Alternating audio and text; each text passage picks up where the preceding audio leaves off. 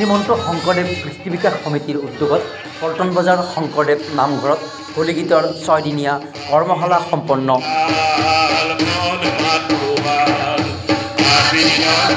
মহানগৰীৰ পল্টন বজাৰস্থিত শ্ৰীমন্ত শংকৰদেৱ কৃষ্টি বিকাশ সমিতিৰ উদ্যোগত যোৱা 9 মাৰ্চৰ পৰা 14 মাৰ্চলৈ হোলী গীতৰ এক কৰ্মশালা অনুষ্ঠিত হৈ যায়।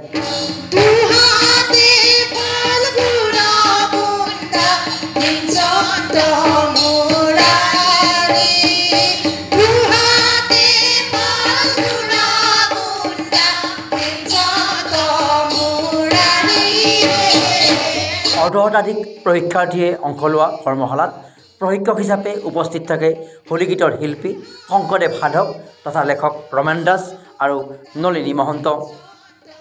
আনহাতে কৰ্মশালাত সহযোগী বাদ্যশিল্পী হিচাপে উপস্থিত থাকে তবলাবাদক কমল দাস আৰু সংগীত শিল্পী সঞ্জিত পাঠক।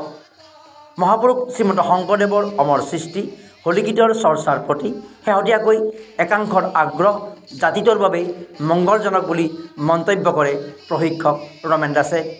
এই 6 দিনৰ ভিতৰতে আমি যিকেইটা হোলী গীত শিকালোঁ প্ৰায়খিনি তেওঁলোকে আয়ত্ত কৰিব পাৰিছে। সেইকাৰণে নিজৰো ভাল লাগিছে যে তেওঁলোকে যে এইখিনি সুন্দৰকৈ চৰ্চা কৰিছে আৰু আগন্তুক দৌল উৎসৱত এই পল্টন বজাৰ নামঘৰত তেওঁলোকে দৌল উৎসৱৰ আয়োজন কৰিছে, তাতো তেওঁলোকে পৰিৱেশন কৰিব।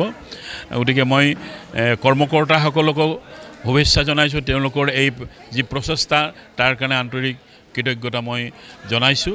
দৌল উৎসৱৰ যিটো আনন্দ ভক্তিৰক, সেই ভক্তিৰকটোকে সুন্দৰভাৱে গুৰুজনাই অসমত বৰদোৱাত স্থাপন আৰম্ভ কৰিছিল আৰু সেই প্ৰক্ৰিয়া এতিয়া সুন্দৰভাৱে আমাৰ আজিৰ সমাজ ব্যৱস্থা, আজিৰ সমাজে যাতে আগুৱাই লৈ যায় সেই পৰম্পৰা ৰক্ষা, আৰু সেইটোৰ কাৰণে আমি বিশেষকৈ দৌল উৎসৱৰ এই হোলী গীতখিনি জনপ্ৰিয় কৰিবলৈ আমি যথেষ্ট চেষ্টা কৰি আহিছোঁ।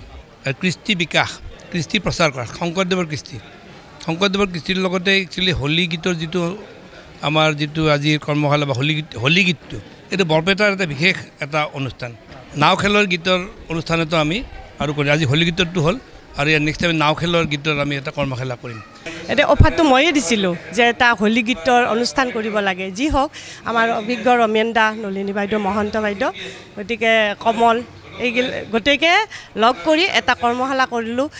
মহিলা গোটেইখিনি আহিছে, ভাল লাগিছে। আমি ইয়াতে 5 দিনীয়া হোলী গীতৰ কৰ্মশালা হ'ল। আমি আচলতে হোলী গীত নাজানো, আমি আপাৰ আছামৰ মানুহ, কিন্তু ইমান শুনি ভাল লাগে, সেইকাৰণে আমি কৰ্মশালাটোত আহিলোঁ।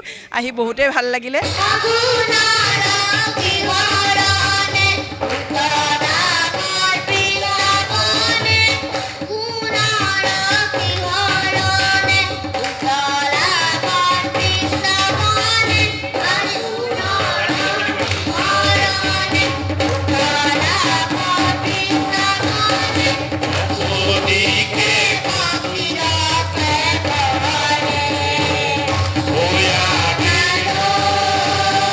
বৃহস্পতিবাৰে পল্টন বজাৰৰ শ্ৰীমন্ত শংকৰদেৱ কৃষ্টি বিকাশ সমিতিৰ প্ৰেক্ষাগৃহত অনুষ্ঠিত কৰ্মশালাৰ সামৰণি অনুষ্ঠানত সমূহ প্ৰশিক্ষাৰ্থীক প্ৰমাণপত্ৰ প্ৰদান কৰা হয়।